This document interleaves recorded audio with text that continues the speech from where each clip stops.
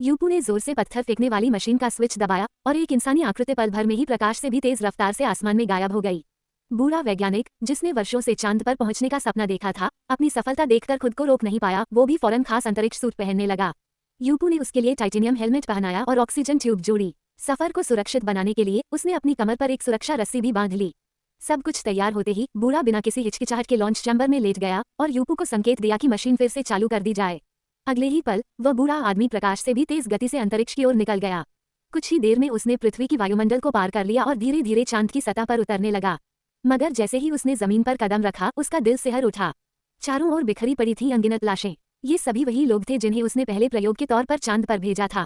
2.5 साल की लगातार कोशिशों के बाद भले ही वो आखिरकार चांद पर पहुंच गया था, लेकिन यहाँ की वीरानी और मौत का मंजर देखकर उसे समझ आ गया कि ये जगह इंसानों के रहने लायक बिल्कुल नहीं है।